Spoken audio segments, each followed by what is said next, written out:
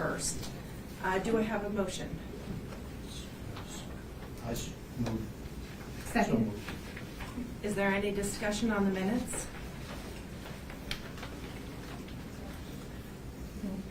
Okay. There's a motion to approve the minutes from September 30th meeting. Muting. Yes. Coffee. Yes. Oldenburg. Yes. The motion carries and the minutes are approved. Now let's take up the minute meetings from our October 7th meeting. Do I have a motion? So moved. And second. Is there any discussion on the minutes? Muting. Yes. Coffee. Yes. Oldenburg. Yes. The motion carries and the minutes are approved. The next order of business is a public comment period. The public comment period here today is not a question and answer session. This will be an opportunity for the public to voice comments. Each speaker may comment only once. Offensive language, defamatory remarks, and hostile conduct will not be tolerated. Speakers will be limited to 3 minutes and should state and spell their name for the record. The public comment period will be limited to 1 hour or less if there are sufficient speakers.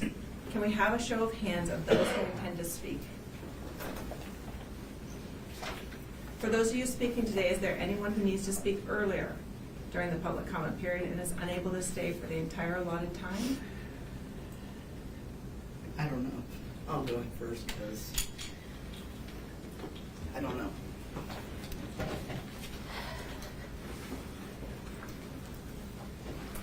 Ooh. Yeah.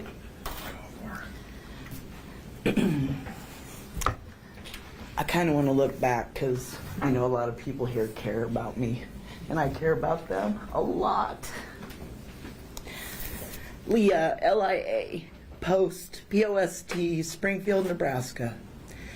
We voted for medical cannabis, the citizens of this state. We all changed the laws because the petition process is great. Or is it really? Is it any help at all?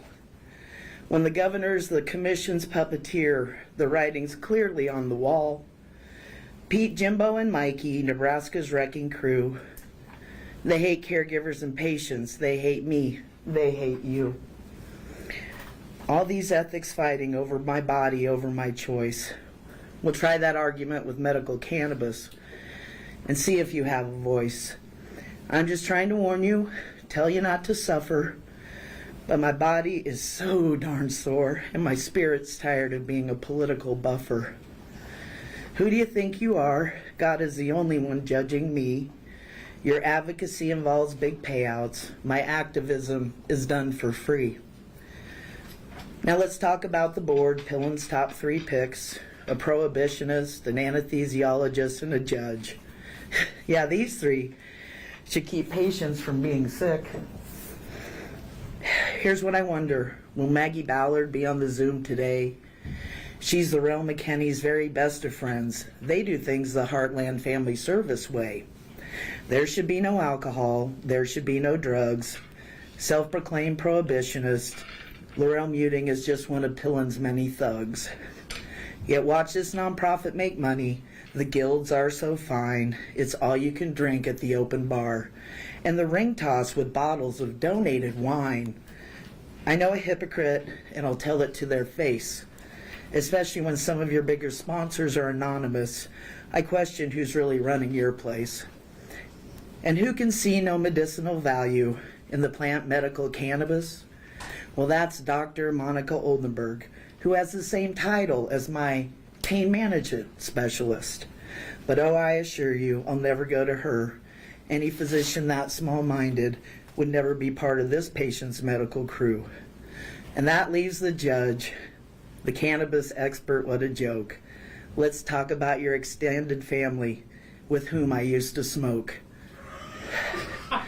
You all talking pharmaceuticals about which bitter pill you can prescribe. But I'll tell you one thing for sure. My medicine will come from the Omaha tribe.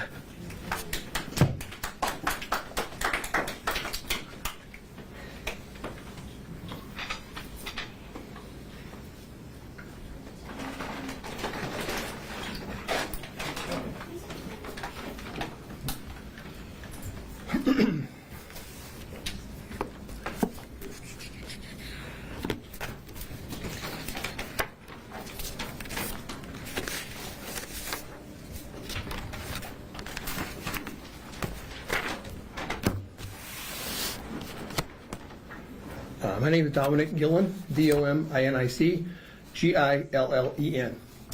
I always like to start with something positive, so thank you for showing up. That said, you should be ashamed of yourselves for not showing up to the last MCC meeting or to the legislative hearing. You're not members of some homeowners association debating fence heights. You've been charged with protecting the health and welfare of your fellow citizens. Your absence speaks volumes about how seriously you take that responsibility. I believe that you, the governor, the attorney general, Senators Anderson and Storm, your benefactors, are suffering from what's known as a God complex. It's actually true.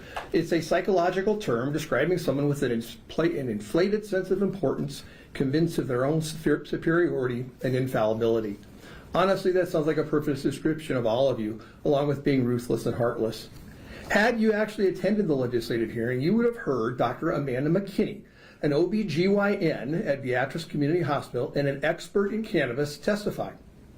Surely, commissioners, you would defer to a doctor who actually treats pregnant women rather than relying on Google searches. I'm sure you've reached out to her, right? The Omaha Tribe's Attorney General John Cartier testified that Attorney General Hildreth is threatening retribution against the tribe for doing what you and the state refuse to do, implement a functioning, compassionate program. He's even threatened to put law enforcement outside tribal lands to arrest and intimidate patients seeking relief. And just for today's Nebraska Examiner quoted AG Cartier as saying, among other things, none of them fundamentally believe in a cannabis industry. That includes you. And on Friday, Senator Anderson was his usual sarcastic, bullying self, this time going after Krista Eggers, a loving mother. Back in May, he flat out lied on the floor during debate when he claimed that those who testified against two of you were advocating for recreational use. Dr. Oldenburg, you were there for the entire hearing. You know that's not true. Opposition testimony focused entirely on fears of your prohibitionist views, fears that have since come true. I wouldn't trust any of you within 100 feet of my family if I ever needed care, because you've proven that you cannot be trusted. Do you even realize the kind of people who put you in the position that you're in?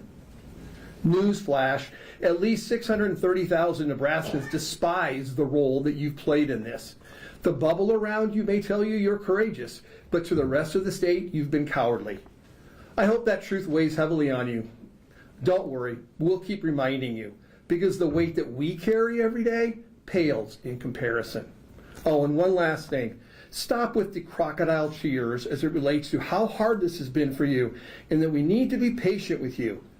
No one feels sorry for you. Thank you.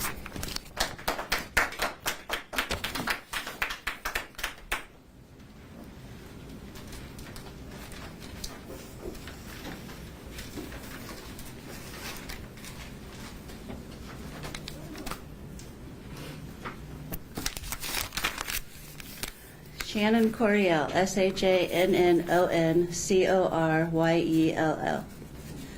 The level of disrespect this commission has shown to Nebraska is unparalleled. I have tried appealing to any compassion you might have, but that has been fruitless. So I'm going with IDGAF this round. It started with the backdoor shenanigans approving a secret draft of regulations. It moved to pushing out Bruce Bailey for the audacity of having common sense. We then get to the hearing with 0 commissioners. If you really did want this job, you might actually think about doing it. Not showing up to a legislative hearing to answer questions from the body that confirmed you. When you asked us to find you money, you certainly had an opportunity at that hearing to voice your concerns. However, I don't believe any of you deserve the pay. In any other job, there would be repercussions for what you have done. The application process should have apparently been blind by the looks of the scores. The discrepancy between the commissioners was mind-blowing. You obviously don't give a shit about optics anymore, so why should I?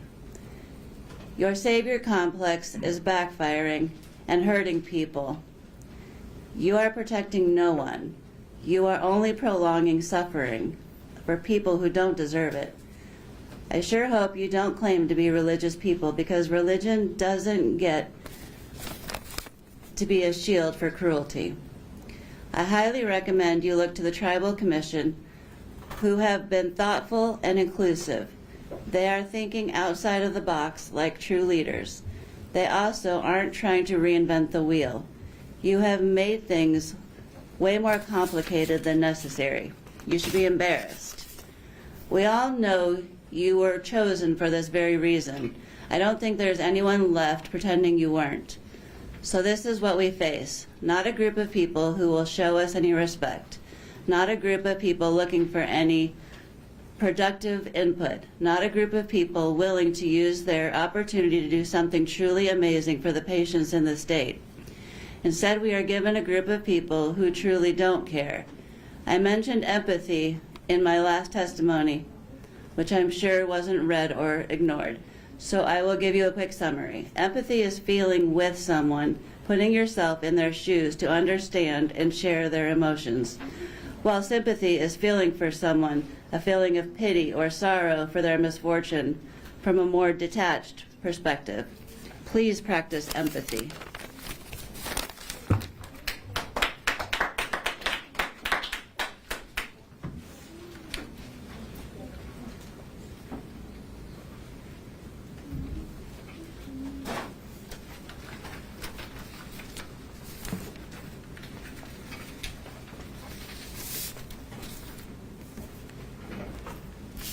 Afternoon.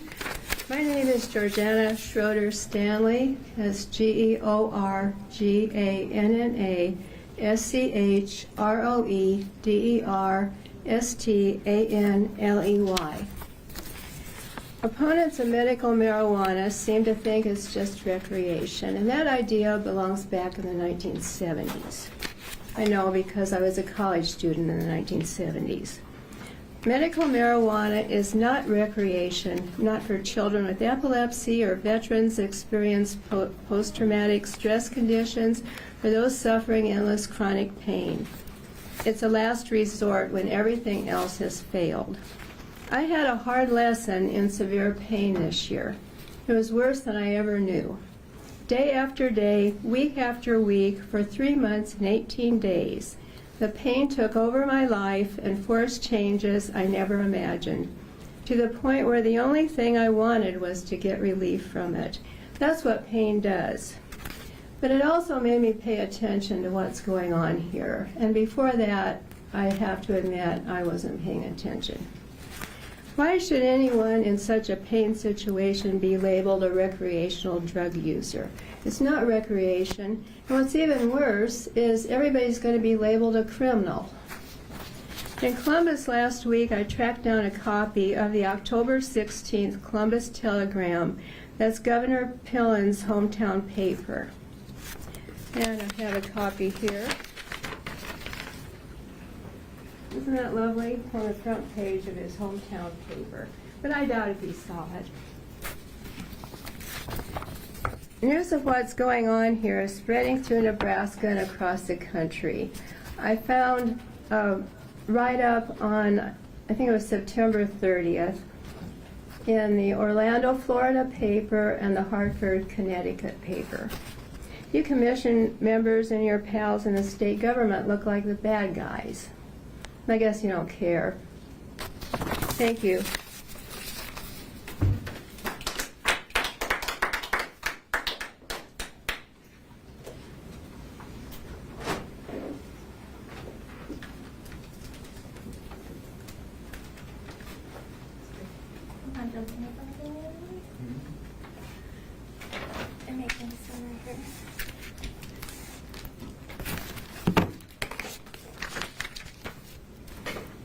My name is Angelica Marsalia, ANGELICA, Thanks to medical cannabis, I'm not using my walker right now. I was targeted because I used medical cannabis for my health. When they couldn't criminalize me, they smeared me. They labeled me as having psychosis to cover their own wrongdoing. Now they use pseudoscience and manipulated psychology to claim that cannabis causes psychosis, repeating the same lie to hide their crimes. My children and I were victims of abuse, and the very system meant to protect us was used as a weapon against us. Sheriffs, prosecutors shielded the abuser and punished the victims. They made every office aware, I made every office aware of what we've endured, local, nationally. Yet I'm met with silence. The AG's office called me. Mike Hilger's office called me. And they said, we'll look into it. Never called me back. Now the Attorney General is threatening the Omaha tribe for standing up for medical cannabis, while the Nebraska Medical Cannabis Commission and the governor defied the will of the people by rewriting voter-approved laws. The governor stating on public radio show that he doesn't like or believe we should be able to pass law by ballot initiative. This is not a government. It's organized retaliation. When those in power act above the law, they betray their oath to the people they swore to serve. I am calling on all righteous politicians, authorities, and public servants of concise to stand up and to open an investigation and to restore justice. Justice belongs to us, the people. You work for us, the people.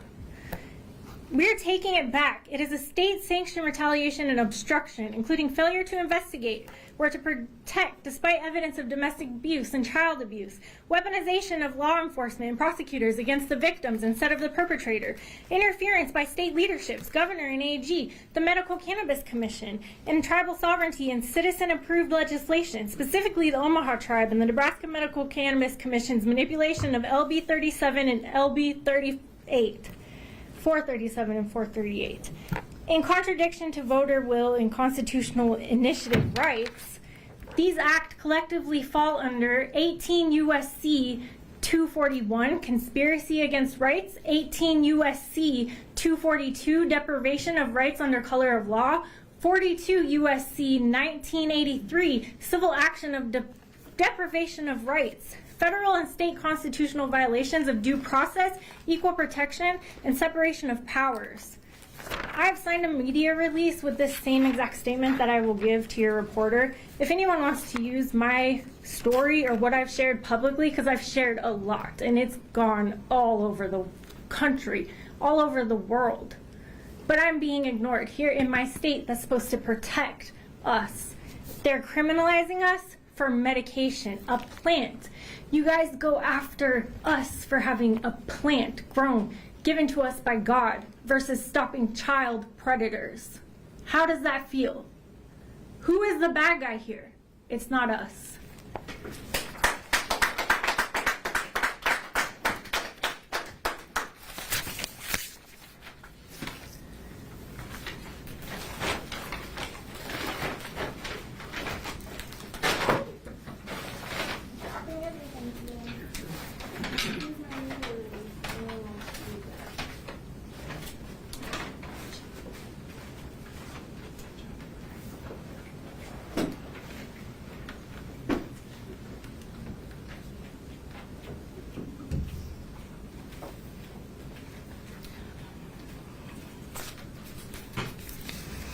Hi, my name is Marcy Reed, M-A-R-C-I-E, last name's Reed, R-E-E-D. I have been showing up and talking at every single one of these, which is way out of my comfort zone. And as I was thinking today, what should I talk about? What should I talk more about? How many meds my son takes and how awful some of the side effects are, how harmful I believe that they are on him?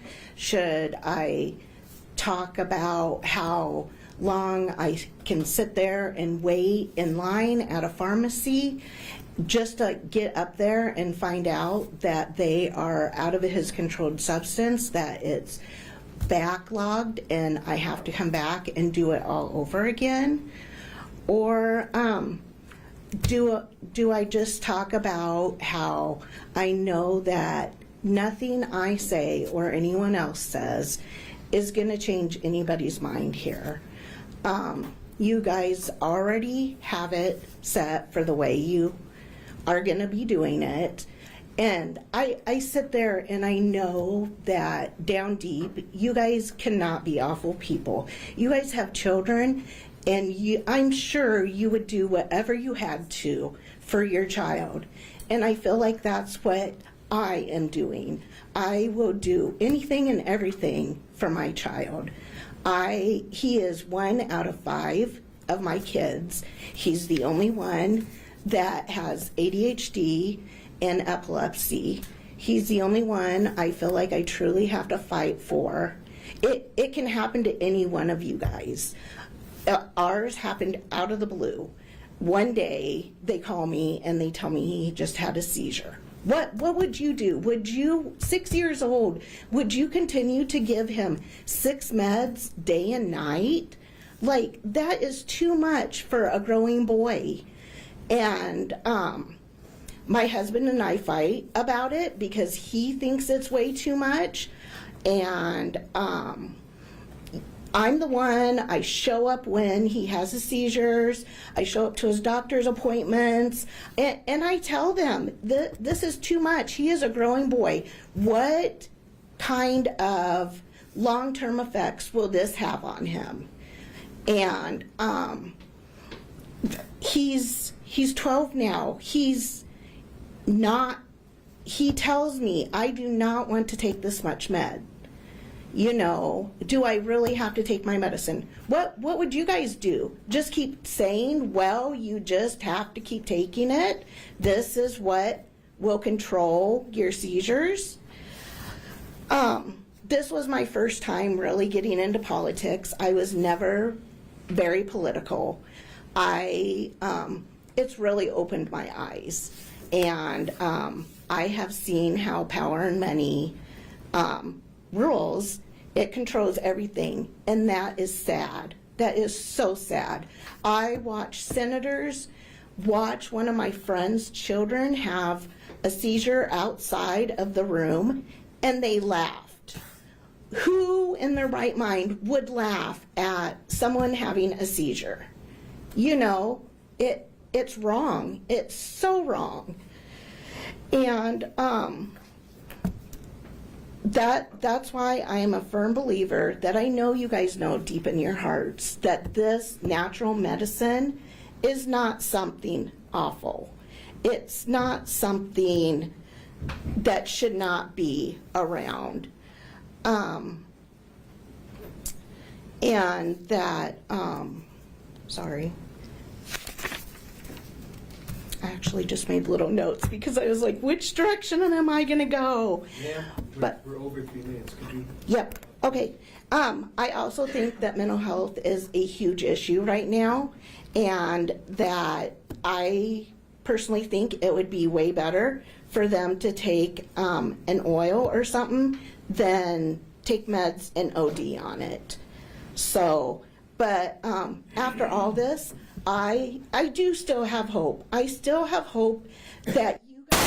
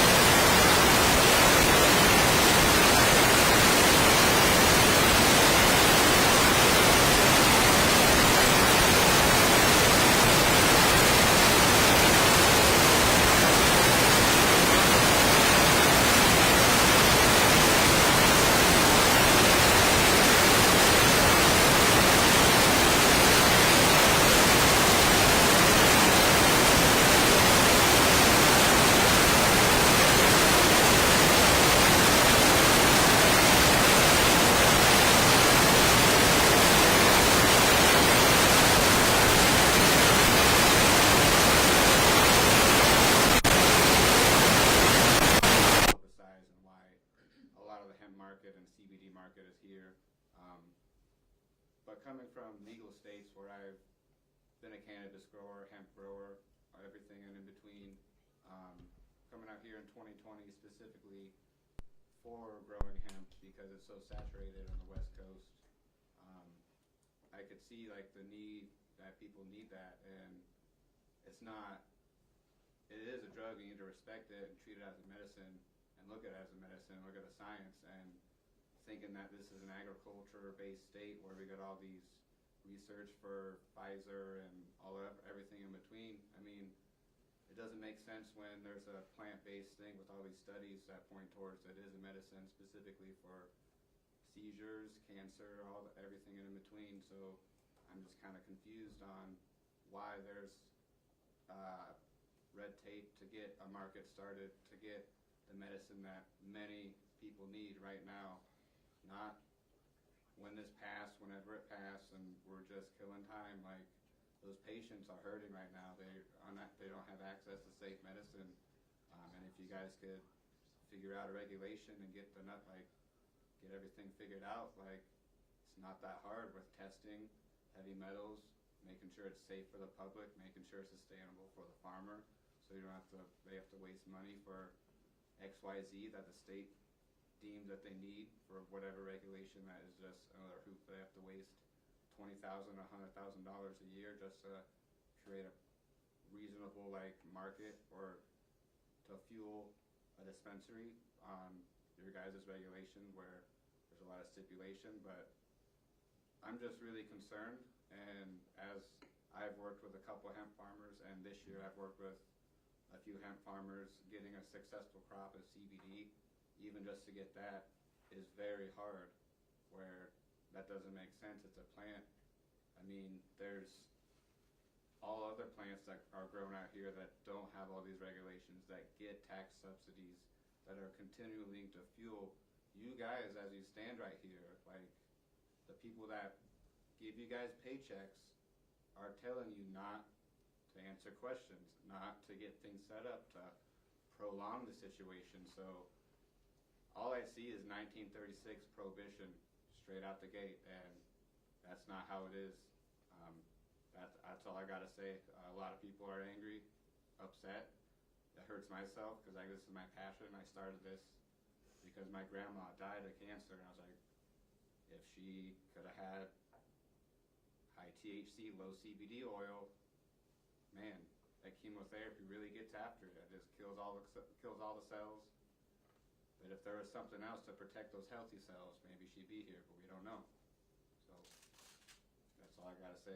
Maybe we can get something figured out. But I think a lot of people are leaning on the Omaha tribe, and same as me, so that's all we gotta do right now, get things going, so at least people can go to the tribe and get safe, legal access to medicine and not be scared. Thank you.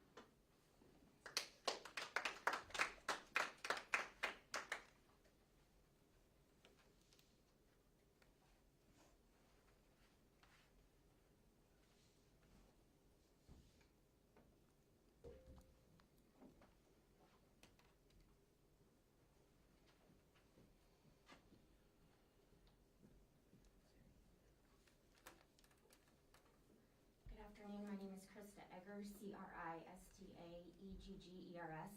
and today I'm speaking just on behalf of myself. I want to say I think that in all this fighting about the rules and regulations, the division of support and opposition, we've lost sight of what this effort is really about and why it started. Maybe by hearing my why today, you'll see this fight in a different light. Maybe you'll understand the deep frustration so many people feel, not just about what's happening, but maybe what's not happening. And if nothing else, it's going to remind me. I began as a mom, desperate to help my own child. I didn't know anything about cannabis, nothing. I wasn't an activist or an expert, a politician or a lobbyist. I was a parent searching for hope when there was no options left. But what started as a personal mission to help my own son became something much bigger. Over 7 legislative bills, 3 ballot cycles. I've met thousands of Nebraskans who have changed me forever. Parents, grandparents, veterans, all with the same stories: pain, fear, and desperation for relief. They looked me in the eye and said, "Promise me you won't stop. Don't forget me. Don't let them leave me out." And I did. I promised them, because once you hear their stories, you can't unhear them. their faces, their voices, their pain. They're never far from my mind. I can't remember a single day when I have not thought of them. Sometimes making me unable to catch my breath, surrounded by the weight of their suffering. Wishing I could do more, thinking I need to do better, but really wishing that the system would finally see them the way I do, the way they deserve as patients, human beings. There's a man with Parkinson's who could barely speak. His body shook so violently his wife had to help him drink a glass of water. And then he smoked cannabis, and in less than a minute, his shaking calmed. I watched peace return to the eyes of this man, and his wife grabbed me and said, "See, it works." There was a 15-year-old boy who suffered from uncontrolled seizures. And his parents that day described the endless cycle, seizure, Ativan, and finally a drug-induced coma and ventilator to stop it. Even when he wasn't seizing, and their story hit me hard because I understood it, all of it. His mom asked me not to judge, and her husband helped their son inhale cannabis as he felt an aura from a seizure coming on. The seizure still happened, but according to them, it was shorter and less severe. And they told me it's not a cure, but it has given us our son back. And the veteran who had his body blown apart in war, he said he could smell the burning flesh in his flashbacks, the heat on his face, tasting the blood in his mouth. And he would freeze, trapped in this terror.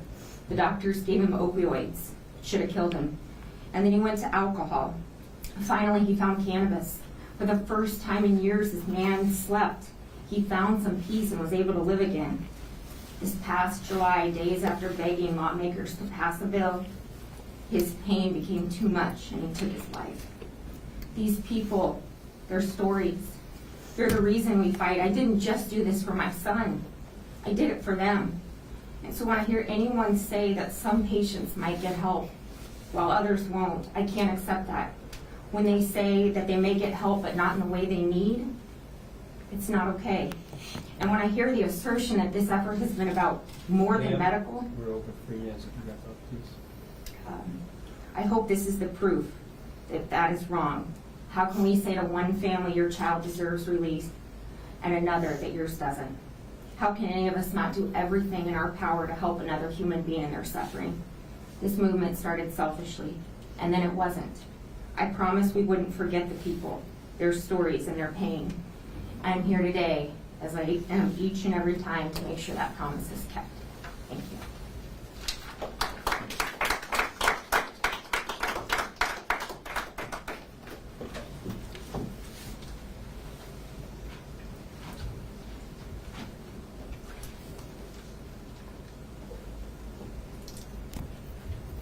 Do we have any on that Anyone? video?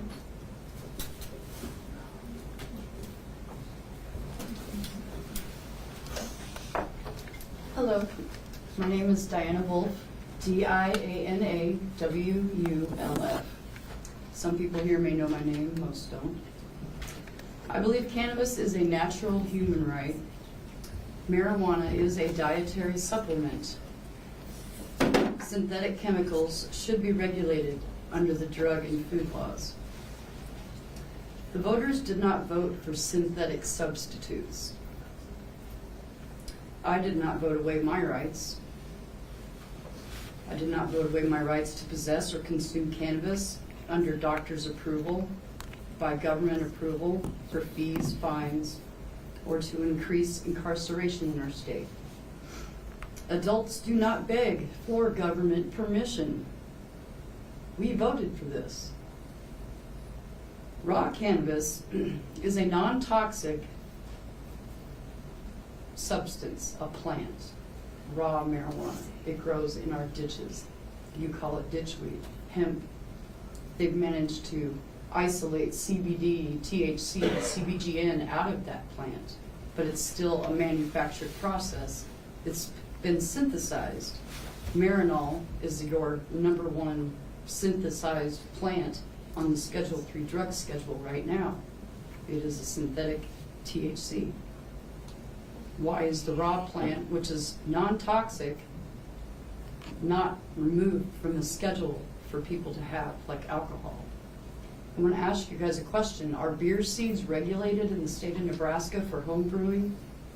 Are there fees, fines, regulations to grow your own hops and brew your own beer at home? Why would there be for cannabis? It's a non-toxic plant. I recommend this board move to the legislature to have cannabis removed completely from the controlled substance list so we can get on with party in Nebraska. The hemp industry is a viable industry being studied in other states, like at Kansas State University. They're using the hemp plant for hemp bricks for industry, not for consumables. Anything made from marijuana, I guess you'd call it the leftovers, the trash, the recyclables, can all be made into that hemp products. The industry side, the fibers, the fuels, it doesn't have to include the medicines. So why are we regulating the plant like a medicine? It does not make logical sense for the state of Nebraska's economy to continue policing this in this fashion. It's completely wrong. Home brewing is allowed. There are no permits for home brewing of your own beer or wine. There are no licenses to home brew your own beer or wine. I don't have to ask your permission to brew my own home beer or wine. I'm an adult. Why am I being policed like a criminal for a non-toxic plant that grows in our Nebraska ditches? Free the weed, free the people, free the plant. That's all I have to say. Any questions? Can you answer my question about the beer seeds? Corn being specific. The commission's not here to respond to questions, just to receive public comment, ma'am. Maybe then you will think about that in your next time you decide to put a new regulation on the people and stifle our industry and hurt the patients. I'm a cannabis consumer. I'm a cancer survivor of 25 years. I am a recovered addict of more than 20 years. Cannabis was the only thing that helped me through my hard times. I've lived in Colorado. I've seen the way they regulate Ma'am, police. we're over 3 minutes. We need you to round up. Very good. I'm done. Thank you. Thank you.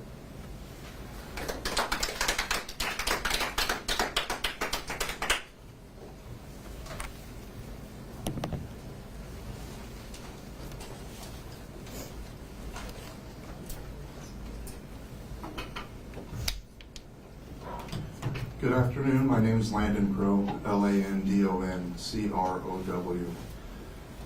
I had the privilege of speaking to the legislature on Friday, and it was an experience. I'm kind of new to this, and due to our leader, Krista Eggers, who is absolutely amazing and has gone through a ton personally and continues because of this subject and because of how she fights for the people, man, all of us in here really owe her a debt of gratitude.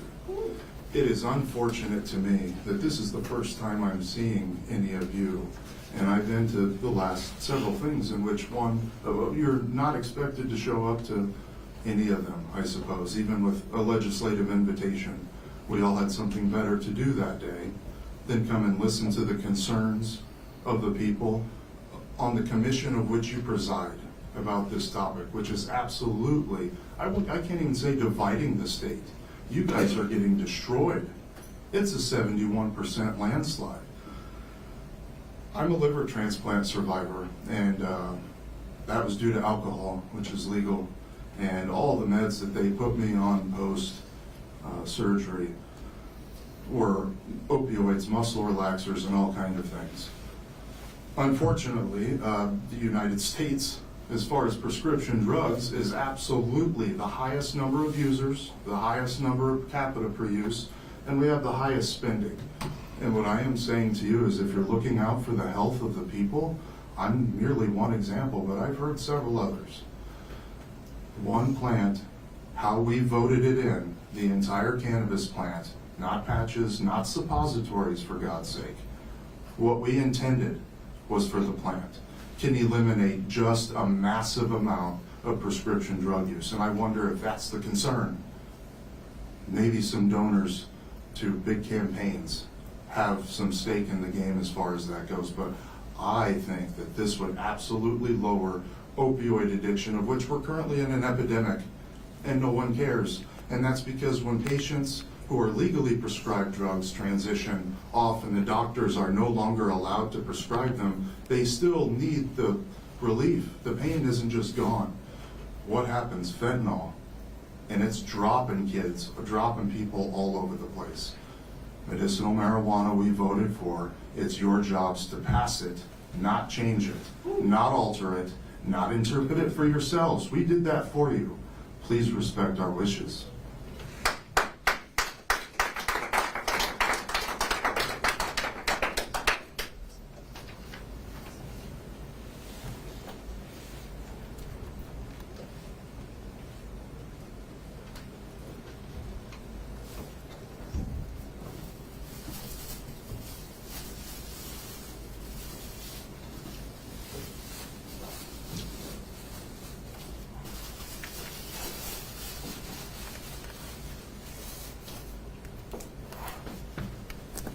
Use it for you. You're welcome.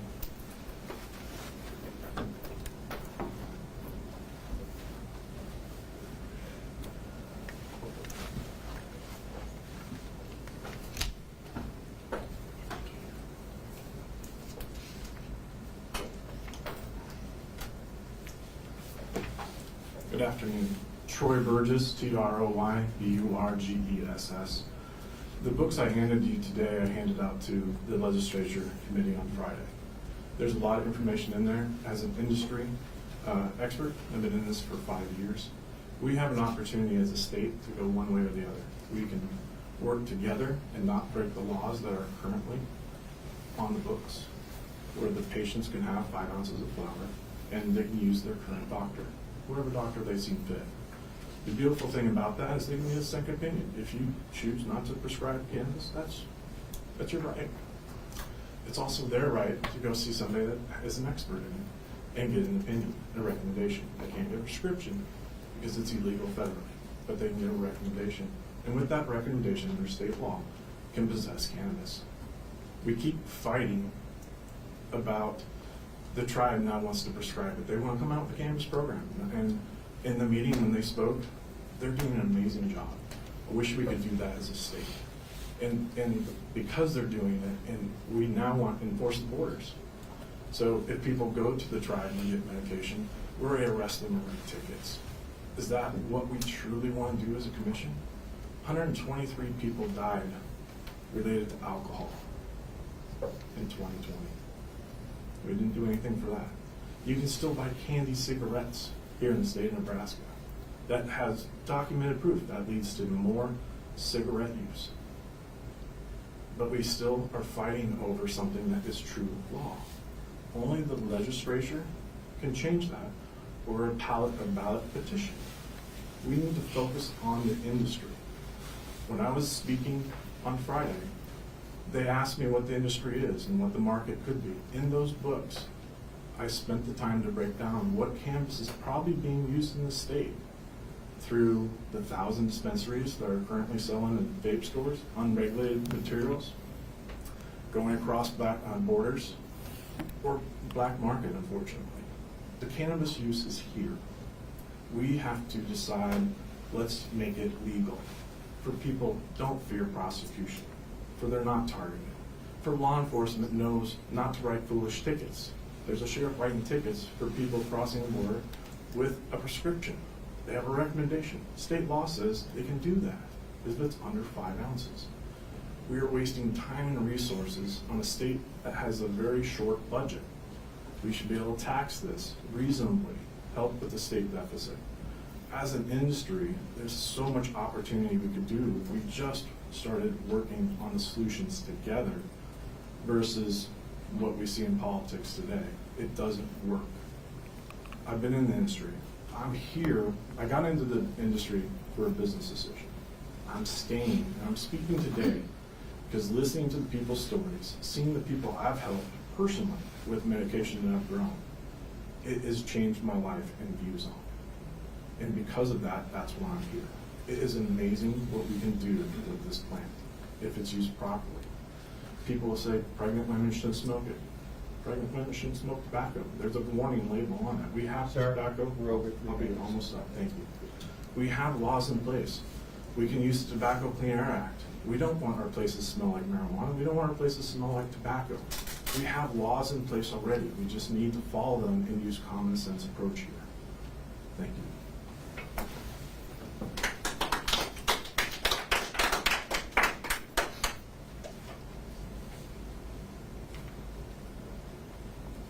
Anyone else?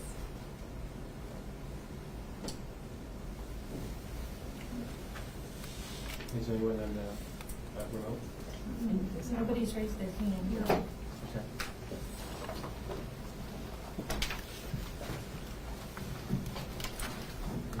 The next order of business is the payment of invoice from Thomas & Thomas Court Reporting for the transcription from the public hearing for the regulation promulgation process. The invoice is dated October 23rd and is for $1,208.49. Is there a motion second for the payment of the invoice? So moved. Second. Any discussion on the motion? Muting, Yes. Coffee, Yes. Oldenburg. Yes. Motion carries. The next order of business is review of the regulation hearing summary and discuss the responses. The public hearing for the formal regulations occurred on October 15th. All public comments have been captured in the hearing summary and have been provided to the commissioners for review. The commission needs to provide responses to each of the comments provided. Commission responses should indicate whether changes to the regulations will be made based on the individual comment. If the commission decides to make changes to the regulations and those changes are substantive in nature, a subsequent public hearing will be required and the process to be repeated. The responses to the public hearing comments and any potential changes to the regulations will need to be brought back before the commission and voted on. There were 590 comments submitted. Many of the comments did not include specific recommendations for changes to the regulations. Those comments that did include recommendation modifications were generally requesting changes in the following categories.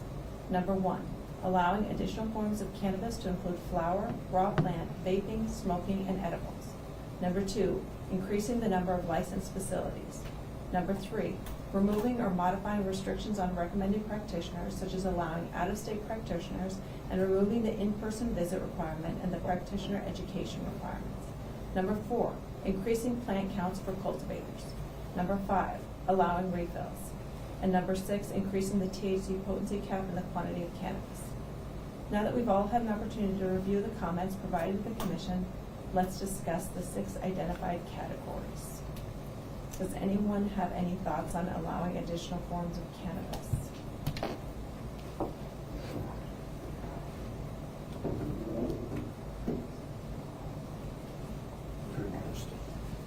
No. Not at this time. Follow the law. I guess I do have a thought. Okay. So I think it's important for me to say that we don't typically make medical decisions based on popular vote. We make medical decisions based on science and research, and although 71% of Nebraskans voted for medical cannabis, we still owe it to them to provide it in a medical form that's not going to do more harm than good. Smoking and vaping are not only harmful to the lungs and pulmonary system, they're harmful to the heart, cardiovascular systems. Additionally, smoking and vaping produce secondhand smoke, which is harmful to kids and adults around the person smoking and vaping. Getting this right is critically important. It's important because cardiovascular disease is the top cause of death in the U.S. and globally, and it's really important for us to get this right. And I just think we need to keep this as close to medical forms as possible, so that we don't have unintended consequences. And we still have nebulized, still have tinctures and sublingual, and those are quick, and with a nebulizer and inhaler, it's a definitive dose at a definitive time. It's medicine. and that's what's. And talk about the sublingual. So when you put it, the tincture under your tongue, It's absorbed incredibly quickly. I always use the example of nitro, and you talk to a cardiologist or anyone who's worked in the ER, and you put it in, and that's what we give when we don't have access to anything else. It's very quick. Sometimes people use sublingual Zofran. If they don't have, it's also incredibly fast. You just stick it under, and almost immediately you have relief. From so it prevents people from having a heart attack or any. It helps with, that's one of our kind of cocktail of what we do when people are having TMIs. And then like a sublingual Zofran. It's an almost immediate relief from a nausea, vomiting. So is there any reason to believe that a tincture that's produced in a medical program wouldn't have the same kind of impact if it were given sublingually? Not to the best of my knowledge.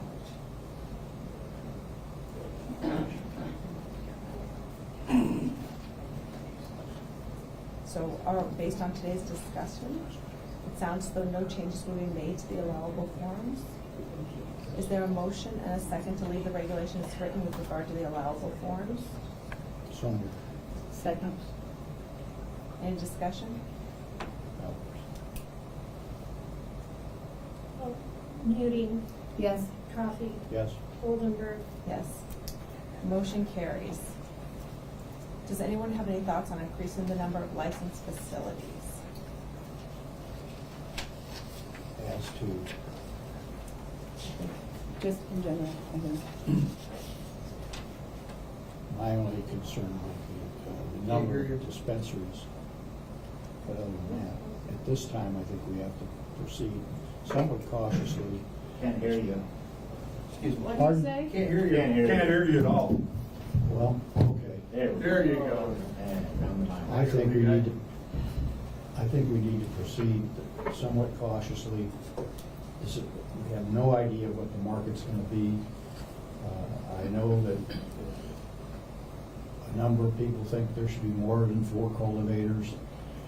We've discussed that openly and tried to arrive at a figure we thought was fair and representative. And what everybody needs to understand is if there is more demand, we can change it. We can up it. This isn't cast in stone, but we are starting from zero, and we think we're doing the best we can to get this program up and running as best we can, and it doesn't happen overnight. So as far as the cultivators, I don't see any reason we should up that at this time, with the obvious understanding that we can do it later, and will. We had a gentleman today, Logan, that spoke and said he came here because of the oversaturated market. And I think that's what we're trying to avoid, is so people are able to stay in business. We don't want it to be like Oklahoma where so many have gone out of business. We actually want it to work and not be so oversaturated that everybody goes out of business and loses their business and everything they've invested. So we'll just table that temporarily, and we'll say we can keep revisiting this meeting by meeting as we see. Okay. Based on today's discussion, it sounds as though no change will be made to the number of licensed facilities. Is there a motion and a second to leave the regulations as written with regard to the number of licenses? So moved. Second. Is there any discussion? Muting, Yes. Coffee, Yes. Oldenburg. Yes, the motion carries. Does anyone have any thoughts on removing or modifying restrictions on recommending practitioners, such as allowing out-of-state practitioners and removing the in-person visit requirement and the practitioner education requirements?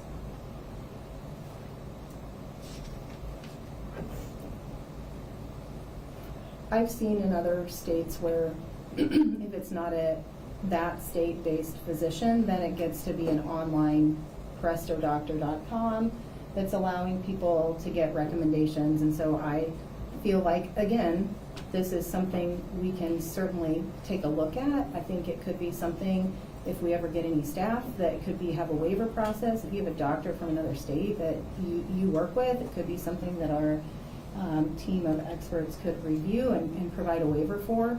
But I feel like at this point that's not what we need to do. I don't think there are any unnecessary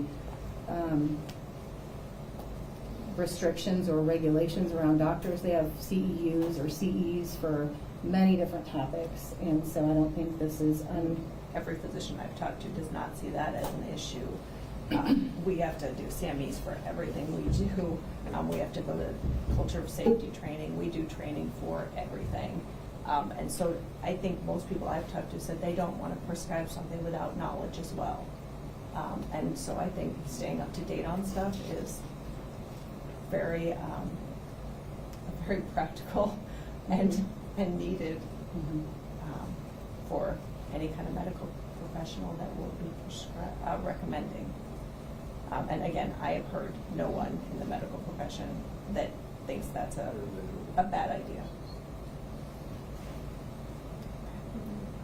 So, based on today's discussion, it sounds as though no change will be made to requirements for recommending practitioners. Is there a motion and a second to leave the regulations as written with regard to these requirements? So moved. Second. Muting. Yes. Coffee. Yes. Oldenburg. Yes. Motion carries. Does Chair, anyone? It's at 2 p.m. I think we need to move to the reconsideration for Ms. Eggers, and then we can return to the agenda. Okay.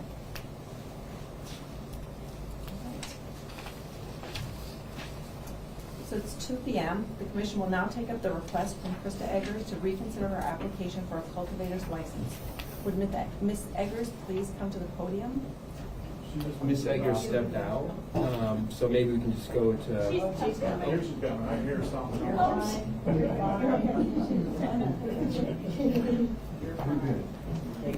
Go to the bathroom. I apologize.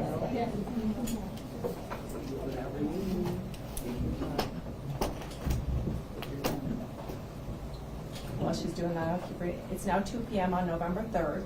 The commission has set aside this time for you to provide input and information as to why the commission should reconsider its denial of your application. Your application for a cultivator's license was denied due to the average score of being below 70. You were previously provided with information on the reconsideration process. I will remind you that this is a meeting and not a formal hearing.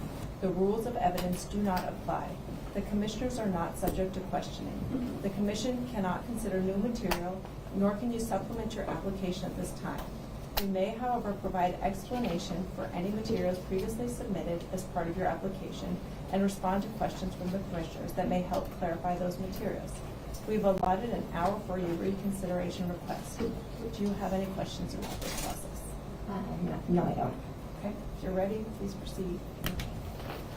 My name is Krista Eggers, and I am the applicant for Colton's Cure Cultivation. I'm here today to ask for a reconsideration of my denial on my cultivator license. Sorry. I believe it was an outcome based on a process that had contradictory staff guidance, last-minute disclosures that prevented me from having an appropriate reconsideration appeal today, and extreme scoring inconsistencies that truly defy logic and fairness. My application received scores of 11, 44, and 72 out of a total of 100 from 3 different commissioners. It's a 61-point spread, and it's really hard to statistically explain how that is possible. I believe it's evidence of a system with a lack of oversight, and it brings into question, what was being graded, what were the things that were being looked at, what was the conversations that went on, and guidance given to what a particular person deserved in terms of a score on all these different variables. Moreover, my submission was materially altered based on incorrect guidance from commission staff. I followed the rules as they were presented to me, and I later learned that I was given information that other people may have been given different information. I followed what I was told to do, and therefore submitted a different application than I'd intended. I guess I'm here, I've submitted to the commission my request for reconsideration. I have submitted my supporting evidence, my documents, and I'm here to answer questions today, because I'm a little bit uncertain what all you want me, I guess if you could explain how this goes and what you would like me to do and present to you, that would be helpful. So anything that you think that would clarify your document submitted that you think would be important to know about your application submitted, this is your opportunity to kind of speak to it. Okay. And of course, the commission does have questions on anything you present, they can ask that question, and that may help them understand, what they were actually evaluating. Okay, that sounds great. Thank you for that clarification. So I'm going to kind of start, I'm sorry I didn't bring copies, but this was what I submitted on Friday, just outlining my reconsideration or request for reconsideration. So when I put in a cultivation license, made the decision to do so, I had intended to submit with another individual who brought experience, who obviously brought additional financial security, but really overall made my application a lot stronger, I believe. And as things progressed, and I went back to the rules and regs, and I listened to what this process entailed in terms of who is a majority owner, who's a minority owner, consultants, other people that might have their name on an application, I became a little bit confused. And so I decided to seek clarification by calling the Medical Cannabis Commission.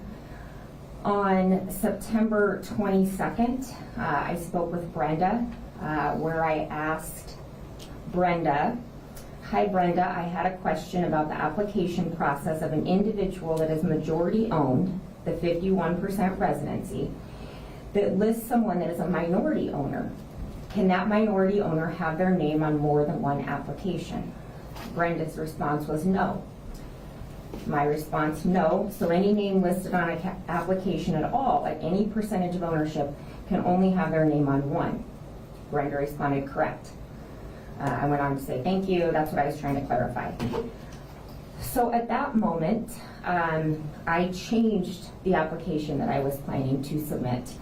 This other individual who I intended to put as a 49% owner, again, giving additional experience and actually a very different plan for a business. He had already put his name on another application as a 49% owner. Truly, it was in good faith to comply with the Commission's direction on this. I changed my application. I submitted it as only myself. I changed the type of operation that I intended to have. Obviously, the financial structure was different. It was a very different application than I was planning to. I submitted my application on the 23rd, and later that night, someone reached out to me and provided me with email correspondence from Brenda at the Commission.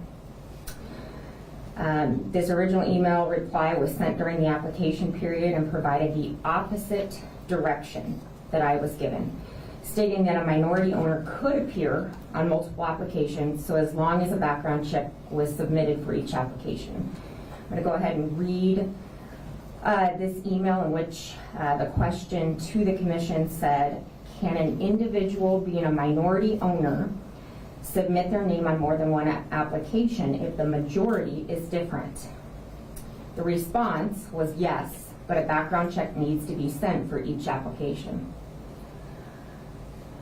This is the night of the 23rd, after I had submitted my application, one that I was not as confident in, didn't feel like it did what I had set out to do when choosing to put in my cultivator license. And so this is obviously a huge concern. I was able to review some of the matrix of the information that was provided through a public records request, and it came to my attention that in some of those documents it does say that in this scenario, an individual that is not the main applicant, meaning the 51% or the majority, that an individual could have their name on more than one application. I understand that Krista Eggers, as the main applicant, could not. But it appears that one set of information said this, and obviously it brings concern of what information was given to other people. If other people were told what I was, you have one scenario if people were told what was presented, in an email. That's a whole set of other circumstances, and clearly people could have had unintentional or intentional benefits to how their application was in there or how it was presented. So that is my main request for consideration. I provided in documentation the intended application. It was finished or completed without the final official signatures on the 21st of September. I also put a document that included the individual, Josh Egley, who I intended to submit my application. We put together a document verifying that these communications did go on, that this was our intention. What I am asking on this part of things is that I would like my application, the one that I would have submitted had I been given the direction that a person could have their name as a minority owner on more than one application, to be the application that now is reviewed. I submitted that in my appeal. And so this is, hopefully you guys have this. Okay, yes, perfect.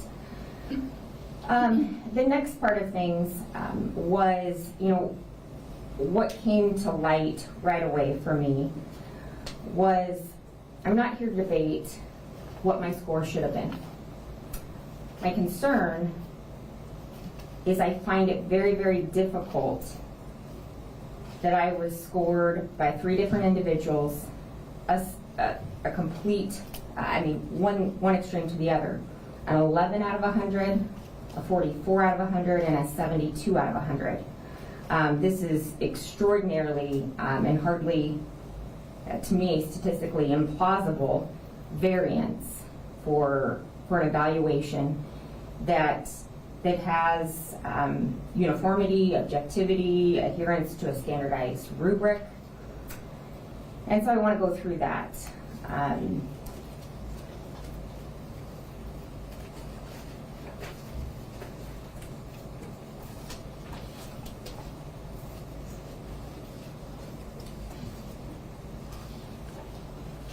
Again, I've already highlighted a 61-point swing between that's what I want to talk about. The first part of the matrix, and I guess I should make clear that I did think it was very important for the matrix and the information to be provided to those of us who are trying to decide, how to make sense of this and talk through what our reconsideration or our appeal would look like. I appreciate those documents were given. I do want to highlight, though, just less than 24 hours before, and so I want to highlight the things that stood out to me the most, but I definitely did not have very much time to look over all of those documents. 14A is access to capital. Applicants did not have a matrix. We did not know more than what was in the rules and regulations. Broader definitions, broader guidance on, when we talk about access to capital, this is what that looks like. I had a question that I asked at a commission meeting to a commissioner, none of them present, so do we need to provide financial documents such as bank account statements, letters verifying? And the answer was no. Now, I'm not here to I'm just saying I think there was lack of guidance and lack of everyone being on the same page, whether that was true or not. That's why I feel like this whole process was a really big guessing game on what what I needed to show you all, what proof, what is proof. And so under 14A, Commissioner 1 awarded me a 0 out of 10 for access to capital. In this, I said I, Krista Eggers, affirm that I possess the financial capability necessary to establish, operate, and sustain a compliant medical cannabis cultivation facility in the state of Nebraska.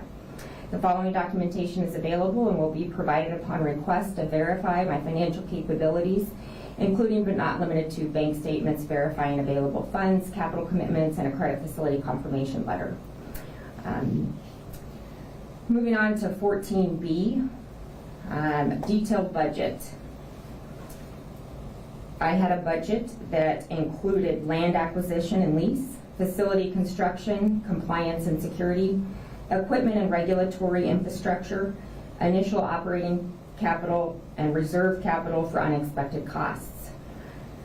I received a 0 out of 15 on a detailed budget from Commissioner 1, a 3 out of 15 from Commissioner 2, and I believe I apologize,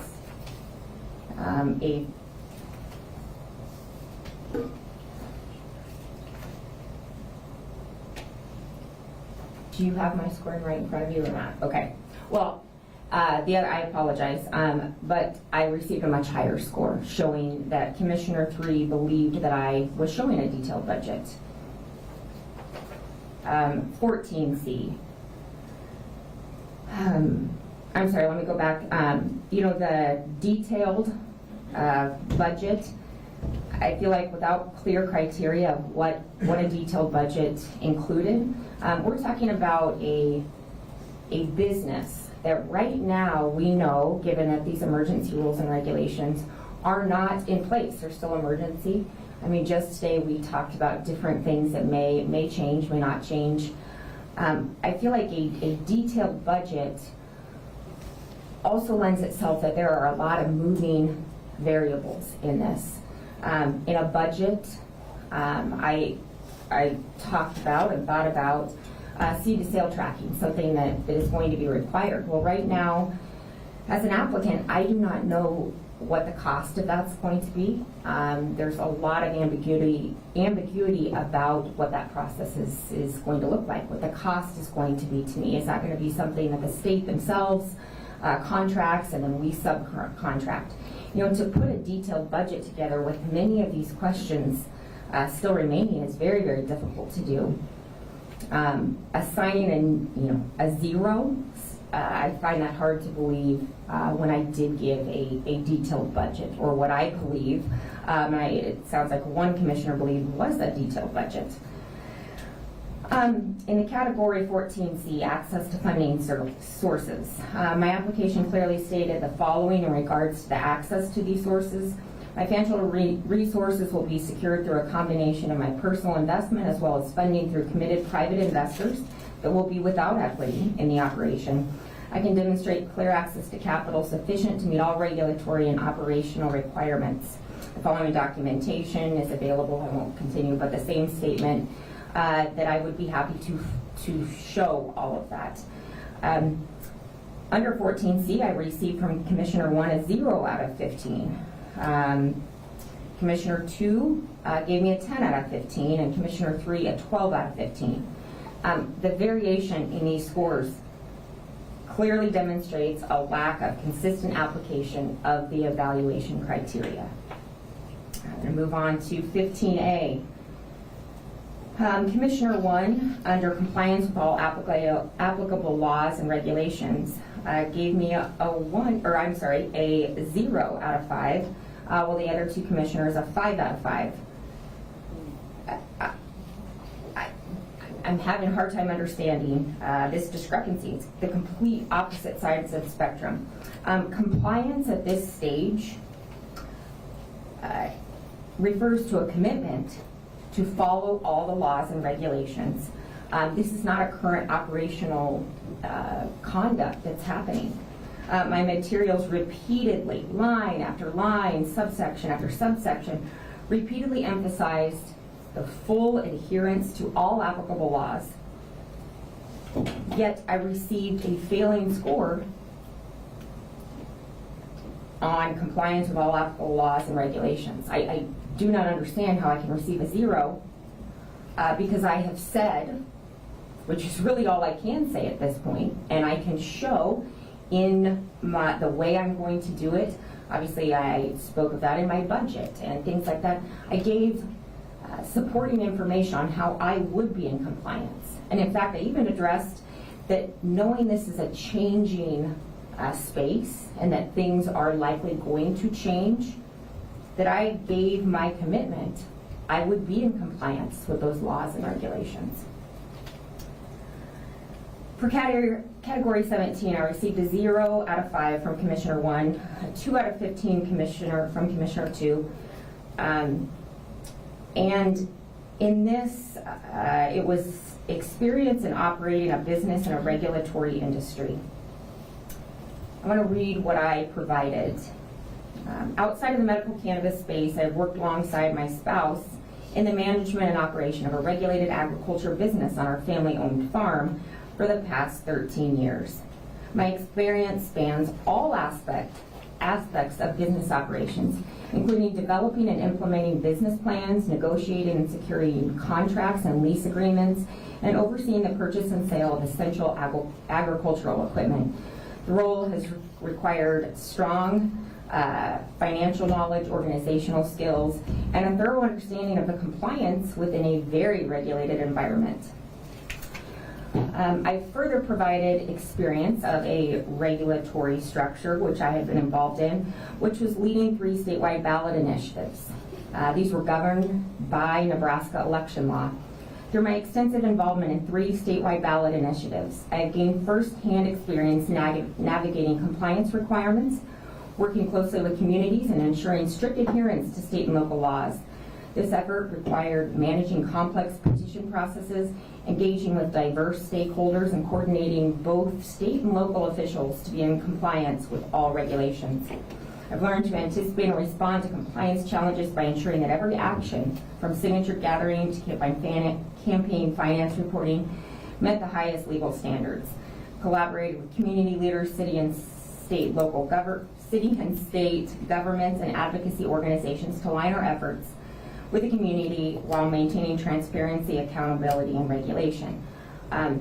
My summary of those experiences, I believe, clearly demonstrates a proven ability of mine to operate under very complex regulatory frameworks.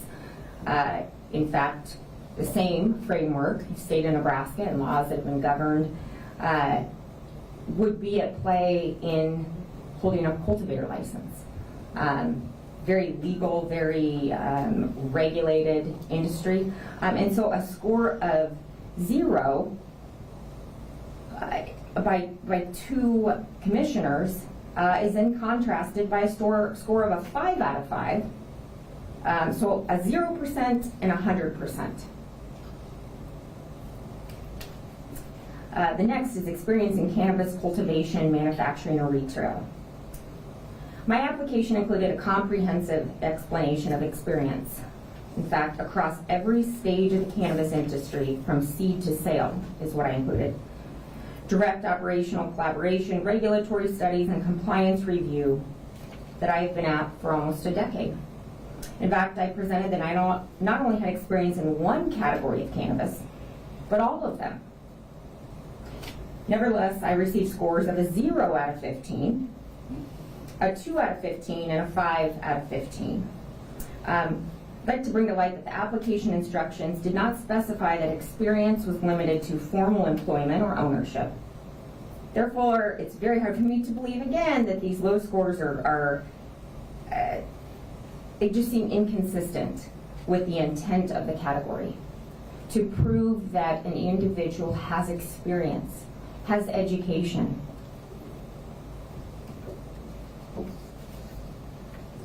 The financial projections for the next year. This was category 20.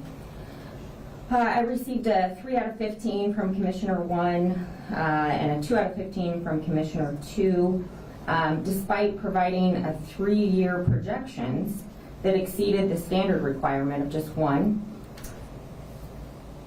Projections are inherently, they're estimated. There was not a defined standard. Again, we did not have a matrix that did that for acceptable, details in what this budget should include.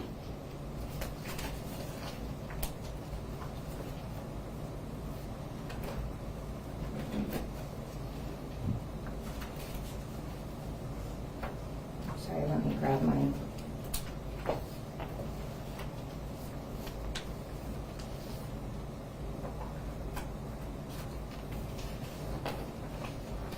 So the line item was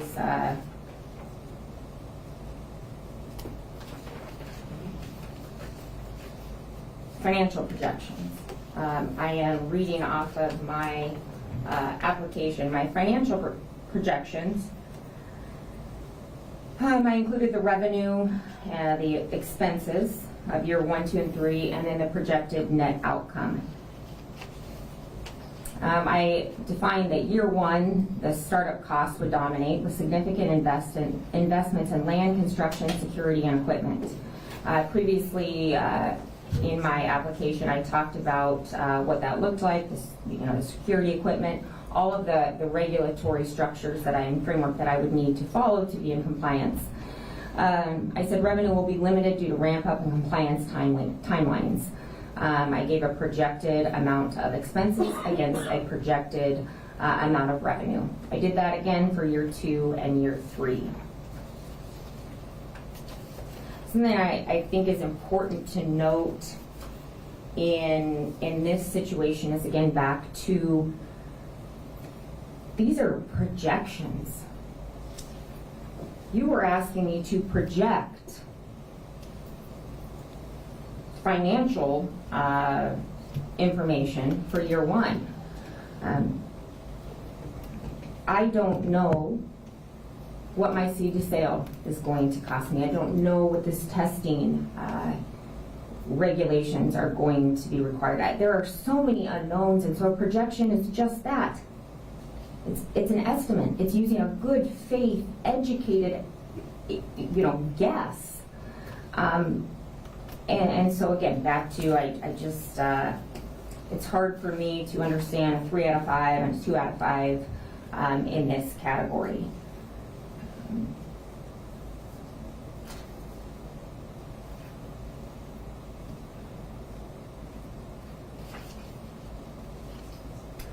So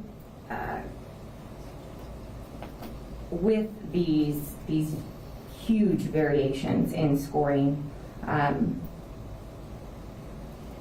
I would also be asking that if my original application, the one that I submitted, if the commission does not stand by that I should have been able to have a minority owner included on my application, I was going to ask that these things be taken into consideration, that we really look at Commissioner 1 scoring me an 11 out of 100 and what went into that, and how it could possibly be an 11 out of 100 when there was another commissioner that was a 72 out of 100.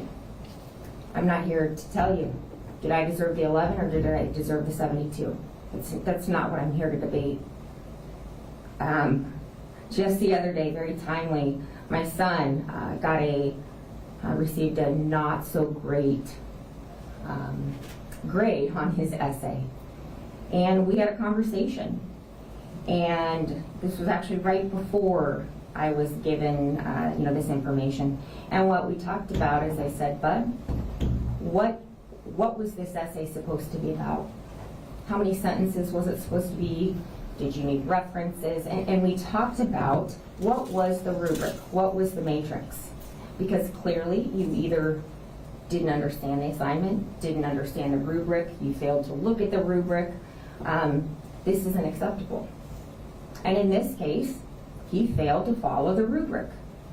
It was very, very clear what his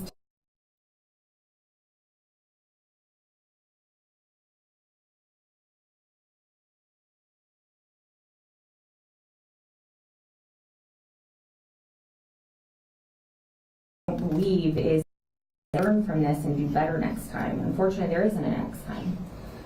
But I would like you all to explain to me, I know I'm not asking you to do that. I know this isn't a question and answer situation, so I'm not, but I need you to answer to me, how did I receive an 11 and how did I receive a 72?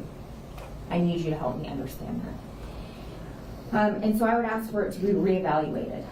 But to summarize, I guess this is almost 2 parts, right, what I'm asking. Given the information that I received from the FOIA request, my original application that I intended to submit, Krista Eggers and Josh Egley, I am asking that that application be reviewed and scored, I guess using the same rubric and matrix, obviously, because this was my plan. And in good faith, because I was confused and wanted to adhere to what this commission was asking, I reached out. And I think I was very clear. In my email, I attached this voice phone call showing, and I read from the transcript today, but it was very clear. There was no ambiguity about, nope, he cannot have his name on mine because he already had his name on someone else's. But then to learn that the exact opposite information was given, I believe that the commission needs to clarify which was it. And again, given the information I received in the FOIA, it appears that a 49% owner should have had to have their name, or should have been able to have their name on my application. Therefore, this is my application that I would like you to evaluate. Do you have any questions for me?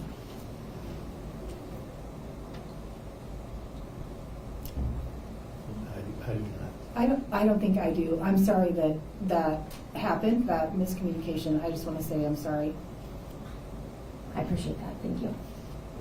I hope this commission makes some changes. I know we are moving forward with licensing, which last time or the time before that, I am extremely grateful for the step in moving forward to issue these licenses, but very, very concerned at lack of transparency and lack of structure and guidance that applicants are being given. And I believe that this is a very, very, very important and very, very serious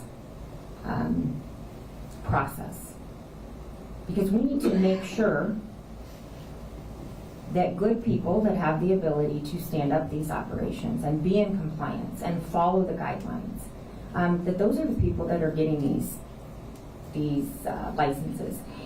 And I believe that right now, the way in which the grading is happening, the ambiguity on what really is being graded, I think we are walking ourselves into a situation where we may not have good people, or good people that should have received licenses didn't get them.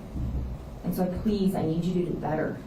I need you to do better, because the state of Nebraska is looking to you to make sure this process is treated with respect and transparency. The voters deserve that. You all deserve that. We deserve that. Thank you. Thank you. So now, go back to your main agenda where you left off.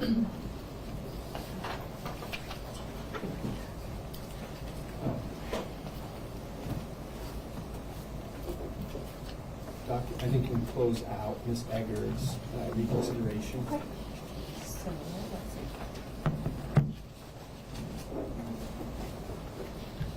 Thank you for the information and presentation. Commission will take this under consideration and will bring the matter up for a vote at the next scheduled commission meeting. After the vote, the commission will provide you with a written decision. This concludes the reconsideration meeting with Ms. Eggers. We're back to our regulations. Does anyone have any thoughts on increasing the plant counts for cultivators? I think it's just clarifying flowering versus total plants too. Because our regulations, correct me if I'm wrong, 1250 flowering. So I think there's been some confusion about how many plants are actually able to be had. It's just the 1250 or the flowering, so there can be more in process. And just to clarify that, I know there was some question about that at the meeting on Friday. So just that clarification. Any other discussion? No? Based on today's discussion, it sounds as though no changes will be made to plant limits for cultivators. Is there a motion and a second to leave the regulations as written with regard to the limits? So moved. Second. Any discussion? No. Muti, Yes. Coffee, Yes? Oldenburg. Yes, motion carries. Does anyone have any thoughts on allowing refills? I'm sorry. On allowing refills?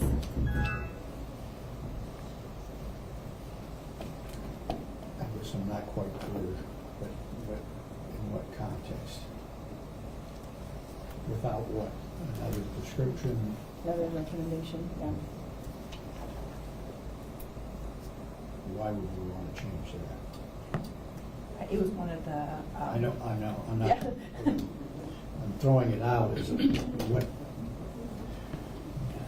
I would think that's something we would want and is also helpful to the patient.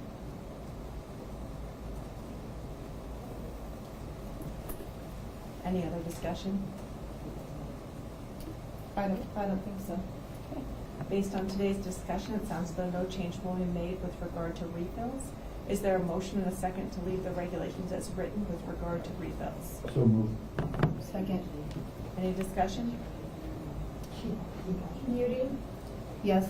Coffee, Yes? Oldenburg. Yes, the motion carries.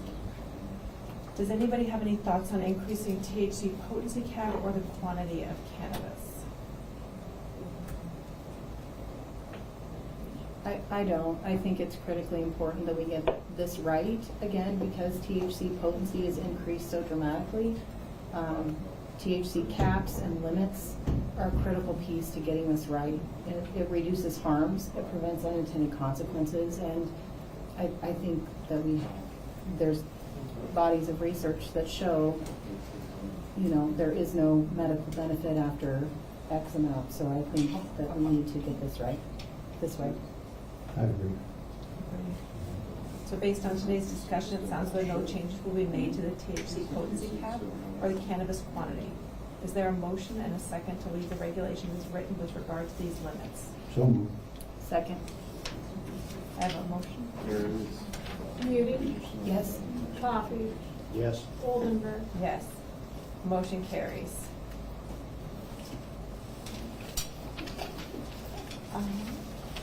Any other changes to the regulations they'd like to discuss based on the comments provided? No?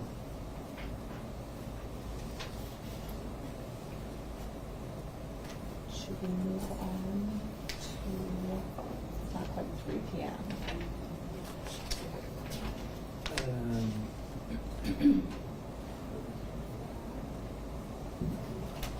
So we can move on to set the next,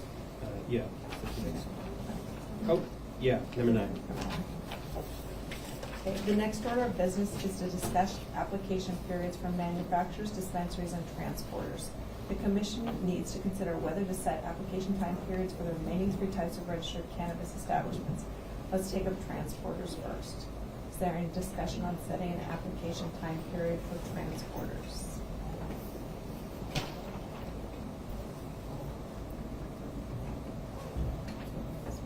I think we have to kind of think about when things will be ready, and again, so businesses aren't just waiting and reading and paying bills without having a product. So when is a reasonable time that we would have stuff able to be transported? Can the AV people turn on the microphones?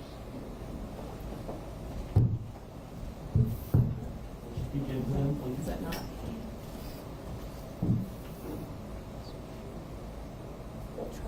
Is that better?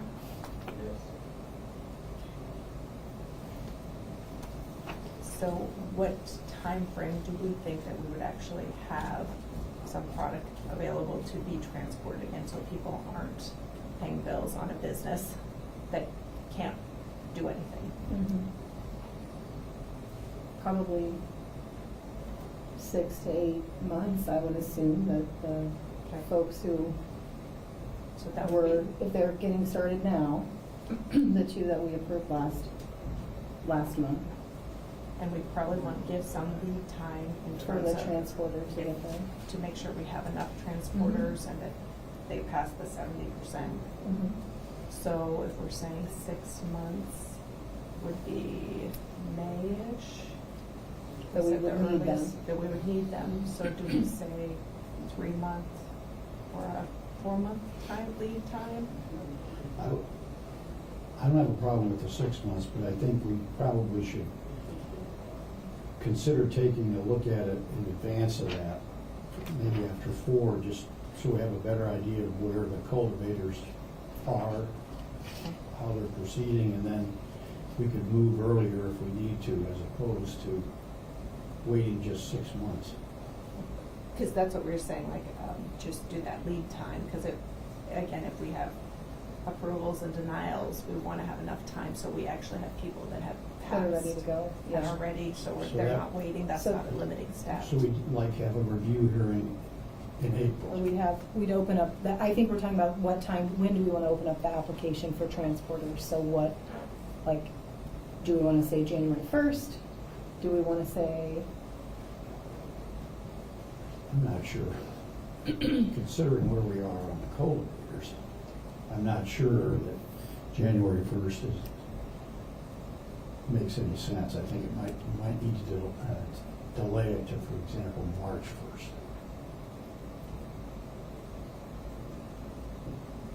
Do That's we a- want, or do we want to revisit this in December where we can see how the 2 cultivators that got their license Yeah. are doing, and we even have them check in with us and Mhm. say, where are you, when do you have, because we have 2 people that are, were very ready to go, and so they should be moving along. We could see when they think they'll be ready, but I think we probably need I would guess, 3 to 4 month lead time? Yeah, I agree. So are you talking like a January meeting, be a status hearing with the cultivators we've already got?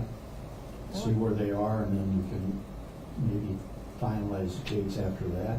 And see if maybe they could, somewhere in that January timeframe, start submitting applications, and we could start reviewing February-ish, so hopefully, because we have, so we could get at least a few,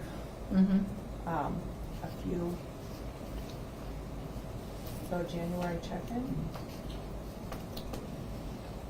And we would require the cultivators to appear.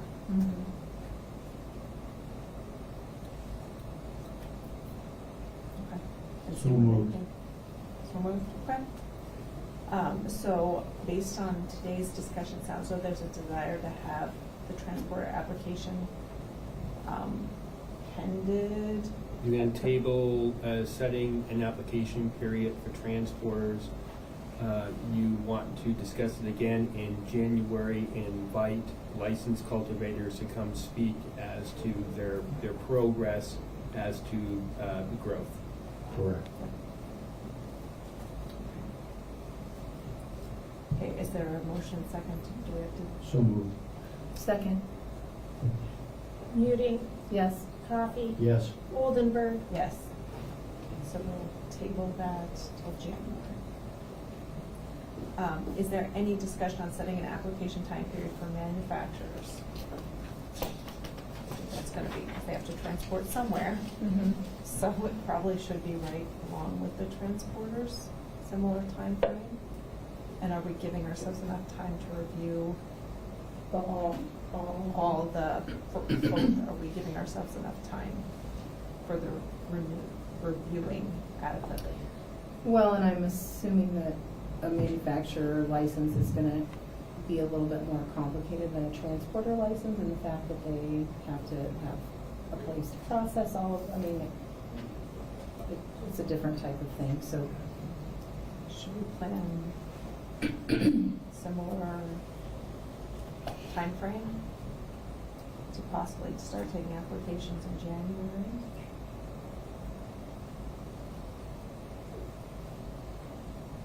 Not actually taking applications. Have the application so we could start reviewing February, or, February, March, and hopefully have something approved Oh, by February okay. or March. I don't have a problem with that. Not issue, taking. Yeah, taking the applications and start reviewing, seeing, All right. making sure we're getting some that will pass. So any other discussion on that? No. Okay. If I could just say, that's gonna be the longest build Sure. for business. Sorry. Thank you. Sorry for being out of If line. commission wants to, based on today's discussion, it sounds as though there's a desire to set to table this until we've seen how the cultivators are doing. And we'll possibly begin accepting applications in January. Table the manufacturer's license for further discussion on December meeting. Is that? Are we saying January meeting? Let's table it and talk about it in December. Okay.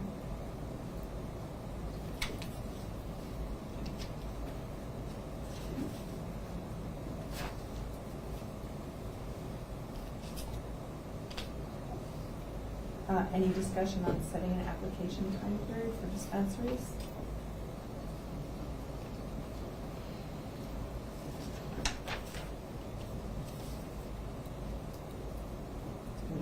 Right on the heels of the other two. Yeah, probably like February or March. Yeah.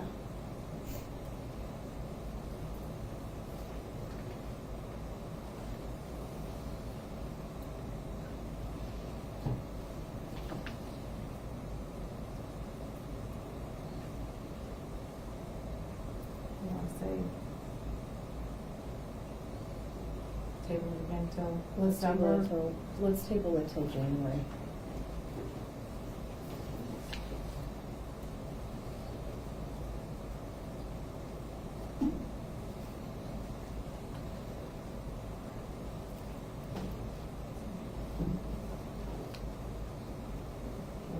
The next order of business is to remind the public of our next regularly scheduled meeting on December 2nd at 1 p.m. in this room.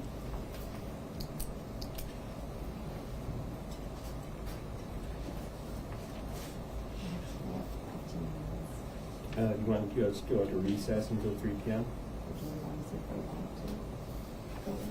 It's, the agenda's on 3 p.m., so I would wait till 3 p.m. and you can just go into a brief recess. Okay. So, do I have to make a motion to go into recess? Yeah. Do I have a motion to go into recess? So moved. Second? Muting. Yes. Coffee. Yes. Oldenburg. Yes. Motion carries. To time. And it is 2:46. And we'll convene at 3 p.m. for the reconsideration. And we'll reconvene at 3 p.m. for the reconsideration.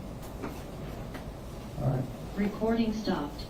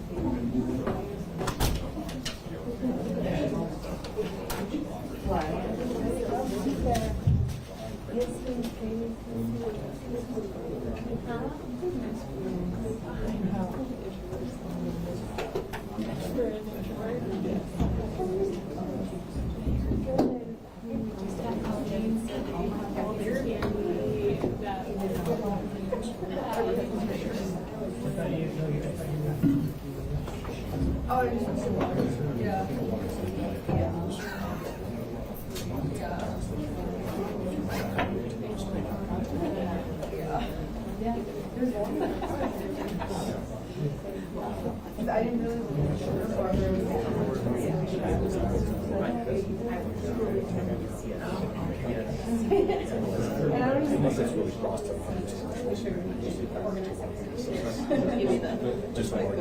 And you have been doing virtually, correct? over there a little bit right before, and then we saw it. Well, they didn't Just want to make sure there's no capture so that when you want to,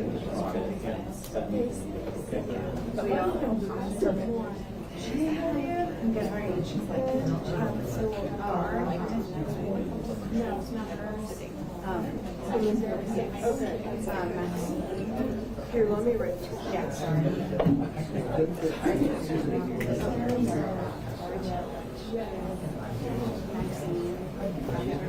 Is she thinking about that?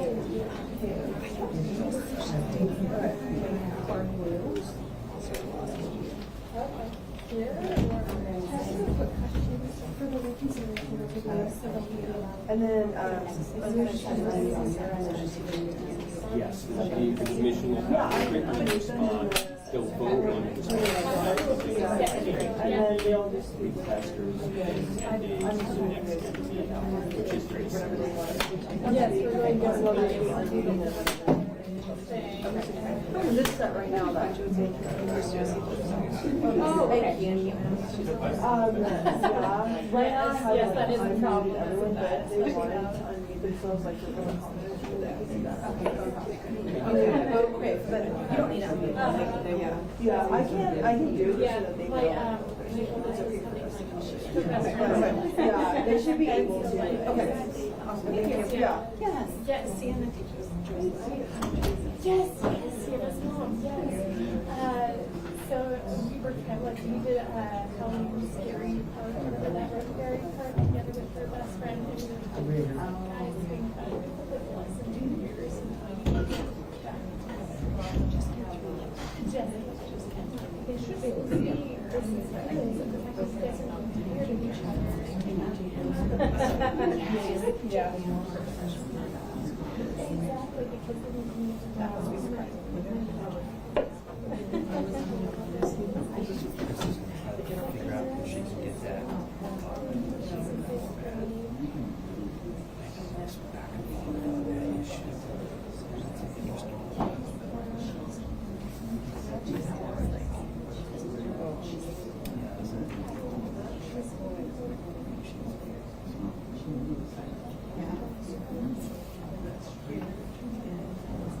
We'll have to see what the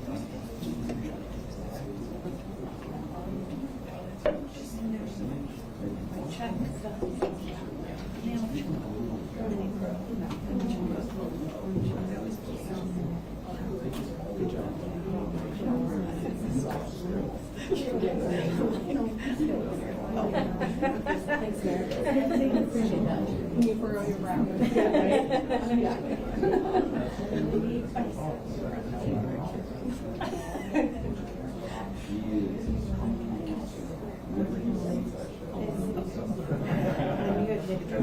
What's your address?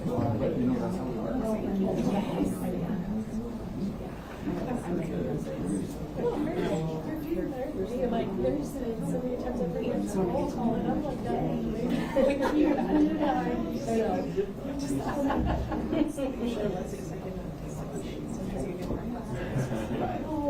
feel like oh yeah.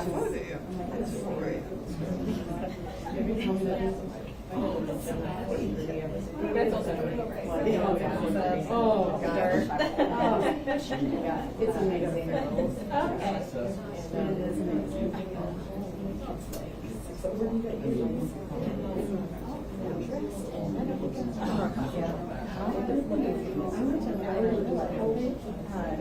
do you get in the last 37. Yeah, I'm 42. You know the Avenue Bars? Yeah. So my right there, I grew up going there and cool nights. I mean, it's got sketch. So my mom's an inspector for IDP, so we live in Lexington. My mom and dad just switched every other weekend.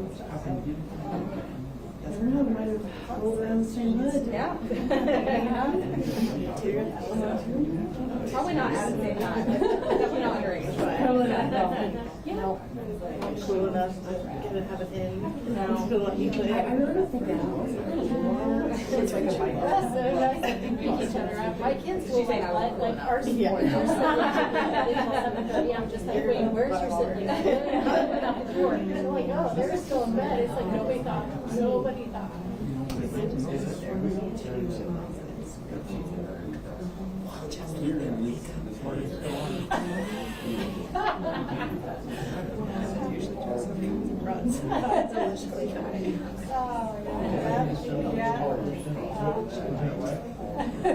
And obviously at this point I'm beyond care. Just let me know who survives the fight. May the other person rest in peace.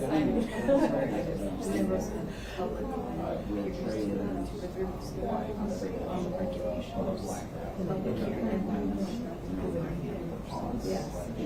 Well, I mean, you wouldn't even consider it too much. Yeah. It's just it's fine. They didn't have money. Yeah, it was all like that's when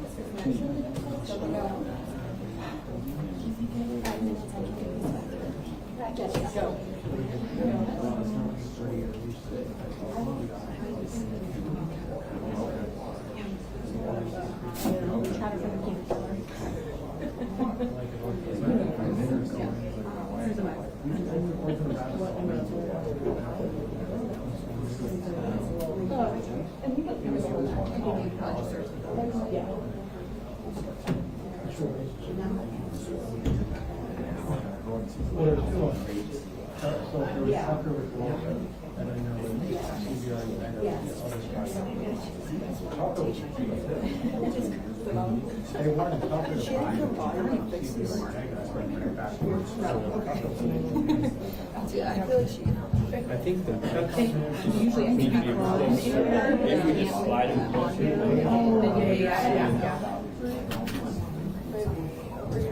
Judge has his to where he gets picked up pretty good. now.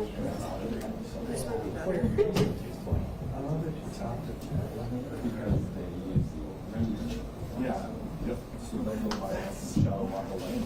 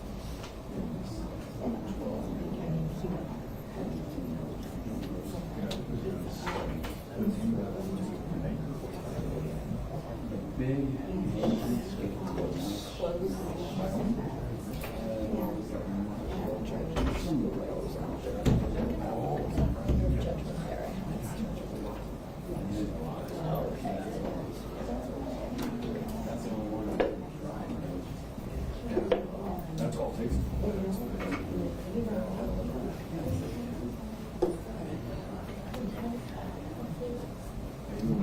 good morning. Yeah,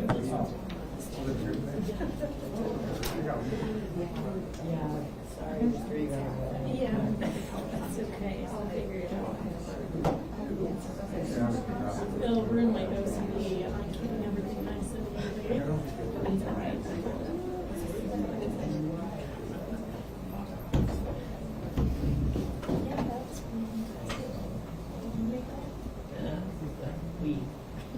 Good job.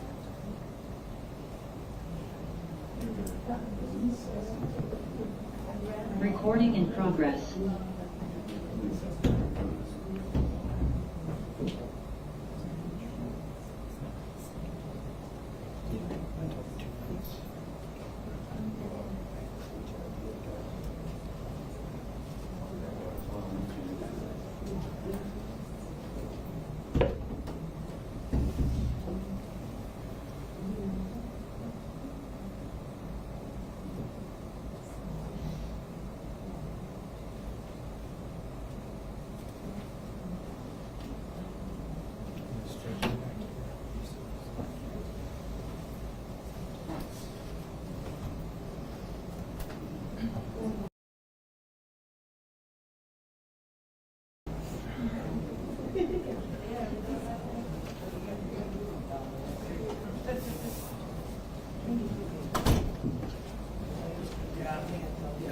Thank you. Appreciate it. I appreciate you recommending you taking on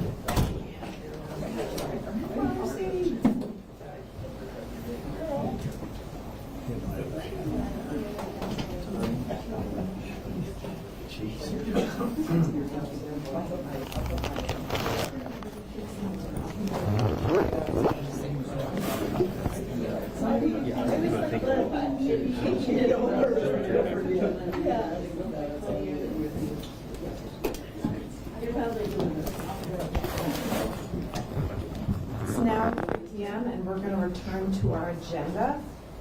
Commission will now take the request to reconsider the application for a cultivator's license for Casey Sludge on behalf of Stone Pine Works LLC. Would Casey Sludge please come to the podium? Sir, Madam, it's now 3 p.m. on November 3rd. The Commission set aside this time for you to provide input and information as to why the Commission should reconsider its denial of your application. Your application for a cultivator's license was denied due to average score being below 70. You were previously provided with information on the reconsideration process. I would remind you this is a meeting and not a formal hearing. The rules of evidence do not apply. Commissioners are not subject to questioning. The Commission cannot consider new materials, nor can you supplement your application at this time. You may, however, provide explanation for any materials previously submitted as part of your application and respond to questions from the Commissioners that may help clarify those materials. We've allotted an hour for your reconsideration request. Do you have questions about this process? If you're ready, please proceed. My name is Mary Bacalus. I'm with Burning Law Group, serving as local counsel for Casey Sludge and Stone Pine Works. I have Casey, the applicant, here with me. And we also have a few folks attending virtually. Maxime Cott, who served as a consultant and assisted with putting together the application, is available via the Zoom link. And David Pauley, who is the operating partner listed in the application, and unfortunately wasn't able to change his schedule and attend on a short time frame. But Maxime should be able to answer questions that otherwise might have been directed to him as the cultivator partner. Clark Wu and Casey Miller of Bruckner, Sprite, and Schultz, who are counsel to the consultant, are also available should you have any questions for them. Do each of you have a copy of Stone Pine Works application and then the individual matrices for the application? If not, I have hard copies I can provide to you.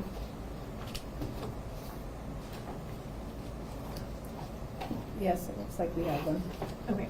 I also have a document that is not new information. It's just a consolidated list of the scores if it's helpful for you to look at each of the evaluators' scores side by side. I brought hard copies. Are they the same ones set forth in the petition? They are, yes.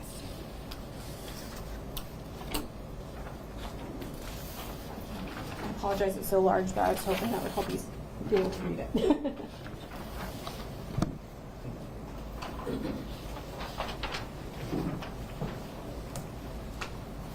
As I mentioned, these are just the scores that we were able to glean from the individual evaluator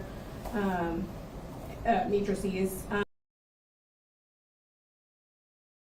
which belong to each evaluator, but there was one evaluator who hadn't marked the applicant on their evaluation scores. So there was one evaluator that gave 2 scores of 74, both to 2 different applicants, and I don't know which goes with which application. So those are marked in blue, just for your context. If I might, I just want to provide a brief overview of the concerns we're raising with the evaluation process, and then we'll just go section by section for the factors that we asked to be considered for reconsideration, and then perhaps available for questions along the way as they occur to you. I think first we'd like to highlight that there was limited information available to the applicants prior to applications being submitted. The business plan matrix was not made available, nor were any additional supplements really to the categories that were provided in the rules and regulations and listed on the application form. And because of that, applicants were asked to engage in a lot of discretion in trying to determine what it was that would be sufficient to receive full scoring marks in each of the categories from the evaluators. And so I know Casey and her team did the best they could trying to anticipate what might be desirable from the Commission's perspective in terms of each of the categories and subcategories in the application. The second item we'd like to raise is that there was some fairly significant fluctuation in scoring, even amongst the categories and subcategories amongst the various evaluators. Although all of the applications were marked as complete, there were still instances where evaluators marked with a 0 point or 0% score for some parts of the application. And in some subsections, we received full marks for the application from one evaluator and a 0 from another. Likewise, evaluators assign different scores to similar content, even amongst the 4 applications that were reviewed. Finally, one evaluator gave no applicant a passing score of 70 or above, which indicate the evaluator perceived extreme deficiencies in each of the 4 applications that were considered in this round of evaluations. This falls into the question what the evaluators were considering when scoring in the application process, and could give rise to a determination that the Commission's actions constitute arbitrary and capricious agency. We did submit a public records request to the Commission shortly after the denial, and I want to thank Bo Botello and Kelly McClurdy and her staff for providing us those ahead of this meeting, and we were able to look at the matrices that were used by the Commission, both to look at the breakdown of our summary score as well as the categories to be considered. And I just wanted to note that there was not a lot of additional detail provided in the matrices in terms of what type of information would be sufficient, and that creates an opportunity for a lot of subjectivity in the scoring process. Today we're requesting relief by the way of modifying the average score based on a reevaluation of the factors that we provided to the Commission in our correspondence on Friday, and then an ultimate grant of the cultivator license application. So if I could, I'd like to just touch on the factors that we asked to be considered in our correspondence with the Commission. The first area is 14A, which was access to capital. There were 10 possible points available in this section, and evaluators scored the Stone Pine application at a 10, a 7, and a 5.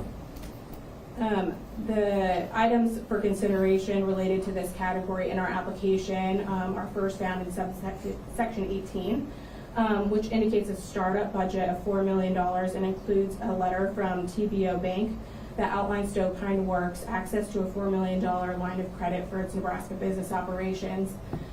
This amount was essentially double